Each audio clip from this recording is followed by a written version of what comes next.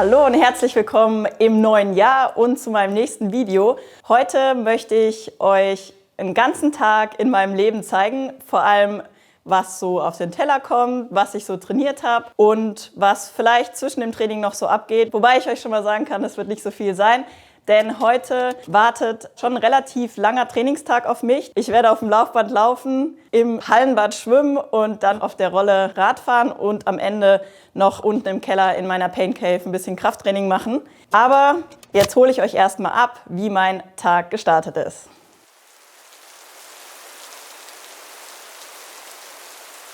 Mein Morgen, der startet eigentlich immer so gegen 7, also 7 stehe ich auf und dann messe ich 3 Minuten Temperatur für mein Zyklus-Tracking. Aber ich nutze eigentlich die Aussage von der Temperatur auch echt einfach, um zu sehen, wie ich drauf bin, ob sich vielleicht ein Infekt anbahnt oder irgendwas. Also heute Morgen hatte ich 37 Grad, das ist schon ganz gut. Und das Zweite, was ich mache, ist dann mein Whoop-Band quasi in der App einmal zu koppeln und zu schauen, wie mein Schlaf war, wie erholt ich bin, wie die HRV ist, also die Herzratenvariabilität, ist auch ein guter Parameter, um zu schauen, wie erholt auch das Nervensystem ist. Also Recovery ist grün, geschlafen habe ich nur 7 Stunden. Das könnte auf jeden Fall mehr sein, also optimal sind für mich eigentlich schon 8. Aber das ging jetzt irgendwie nicht mehr, die letzte Nacht. Ich nutze das eigentlich, das Whoop, um mein Körpergefühl abzugleichen. Also ich hatte hier auch schon Messwerte, die waren richtig schlecht und ich habe mich aber eigentlich richtig gut gefühlt. Dann habe ich das im Hinterkopf als kleine Vorwarnung und gleiche das dann einfach auch nochmal zum Beispiel in der ersten Trainingseinheit mit meinem Gefühl ab. Ich hatte aber auch echt schon mega viele Tage, wo das echt richtig gut übereingestimmt hat. Also dass ich mich dann wirklich einfach nicht gut belasten konnte, schlapp gefühlt habe und dann wirklich auch die Entscheidung getroffen habe, quasi mal einen Ruhetag einzulegen. Heute mit 70% Recovery sieht es erstmal ganz gut aus. Ich bin gespannt, wie sich die folgenden Einheiten anfühlen werden. So, erste Einheit heute Morgen. Ich habe schon ein kleines Frühstück im Bauch. Immer wenn ich auf dem Laufband laufe, dann richte ich mich nicht so sehr nach Pace, sondern eigentlich eher nach Puls. Und ich werde versuchen, so maximal 130er Puls zu laufen, dass es eben auch ein lockerer Dauerlauf ist. Dazu ziehe ich mir komplett neue Schuhe an. Das ist immer ein schöner Start in den Tag.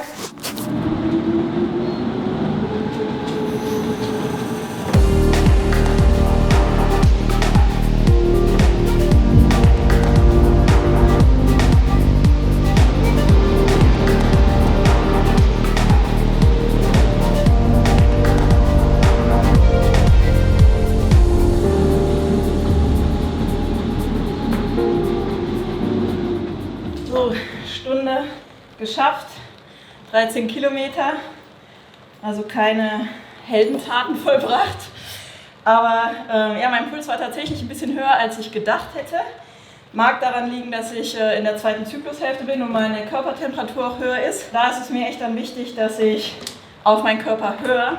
Und ich bin ganz schön stolz, dass ich das jetzt sage, weil diese Weisheit musste ich mir auch hart über die letzten Jahre erarbeiten. So, jetzt gibt es zweites Frühstück und dann geht es schon relativ zügig zum Schwimmen weiter. Vorm Laufen war nur ein kleiner Snack, einfach weil ich kein Nüchterntraining mache, um meine Hormone zu schonen. Ja, jetzt gibt es ein Porridge mit ein bisschen veganem Proteinpulver, ein bisschen Kerne von meinem Seed Cycling, zweite Zyklushälfte, Sonnenblumenkerne, Sesam, Kokosjoghurt, paar Früchte, Mandelmus, Zimt und dann habe ich wieder Power.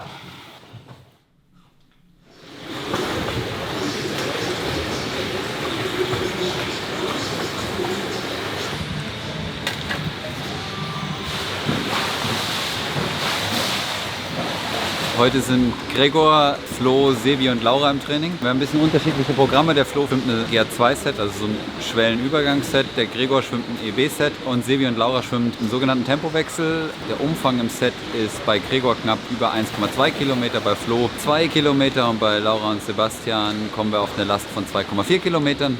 Und genau, jetzt ist gerade noch ein Schwimmen angesagt. Jeder macht ein bisschen Technik und dann geht's los. Also das ist auf jeden Fall immer eine große Herausforderung für mich, wenn die Jungs da sind zum Schwimmen, weil ich natürlich die langsamste bin und mir das nicht so viel Spaß macht. und ich dann versuchen muss, irgendwie bestmöglich mitzuhalten. Deswegen brauche ich ganz viel Werkzeug und die Jungs am besten keins.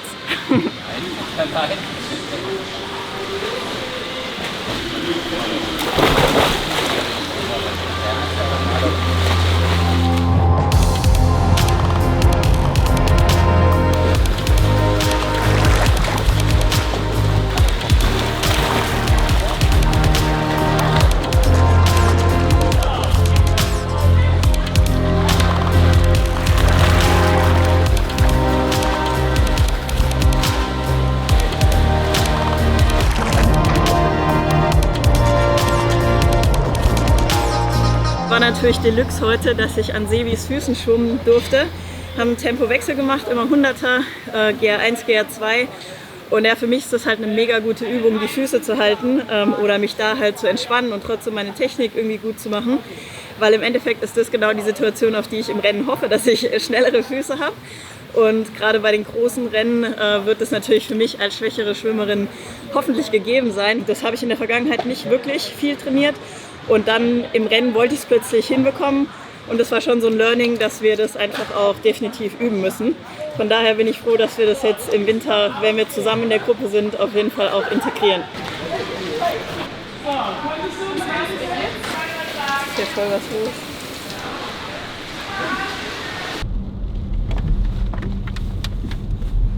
So, Mittagessen wurde heute für uns gekocht. Mega geiles Curry. Ich hoffe, es gibt genügend Energie für die nächste Einheit. Aber jetzt lassen wir es uns erstmal schmecken.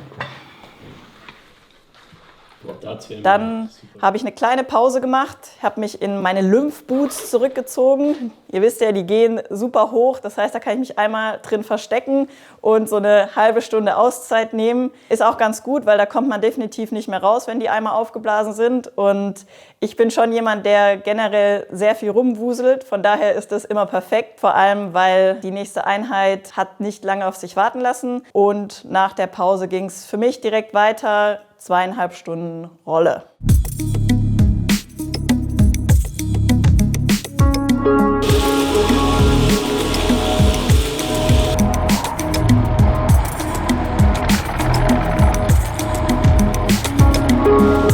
Im Winter geht es neben ein paar hochintensiven Einheiten bei mir wirklich vor allem darum, Basisarbeit zu machen. Und deswegen sind einfach sehr viele Einheiten dabei, wo man wirklich so ein Stück weit stumpf Wattbereiche, Pulsbereiche und so weiter abarbeiten muss. Einfach, dass sich der Stoffwechsel entwickelt, dass sich eine gute Grundlagenausdauer entwickelt und dazu eben dann immer wieder so ein paar intensivere Reize, die dafür sorgen, dass ich mich eben auch nach oben vom Speed her weiterentwickle. Meistens arbeite ich dann wirklich so den Grundlagenbereich vom unteren bis zum oberen Level so ab in 5 Minuten Intervallen.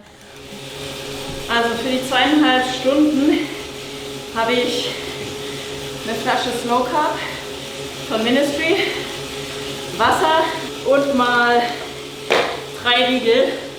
Das ist definitiv ein bisschen überdimensioniert, aber ganz gut ist der mit Protein. Gerade für so eine lockere Einheit. Wahrscheinlich wird ein Riegel, vielleicht 2, mal schauen. Ich habe versucht, mich da jetzt nicht leer zu fahren während der Einheit, habe mich gut verpflegt, weil ich einfach wusste, okay, es ist noch nicht die letzte Einheit vom Tag, es folgt noch eine Kraftsession und die folgte aus Zeitgründen relativ kurz danach. Da unterstützt mich gerade der Chris, der mich da extrem striezt, an meinen Schwachstellen zu arbeiten. Ich habe eine leichte Skoliose, von daher habe ich wirklich so ein paar Baustellen, wo mein Körper einfach so Dysbalancen hat. Und da haben wir seit letztem Jahr extrem hart dran gearbeitet und ich habe wahnsinnige Fortschritte erzielt und bin da super dankbar, weil ich das einfach in allen 3 Disziplinen krass merke, dass ich viel stabiler und ja, irgendwie sicherer bin in den Bewegungen.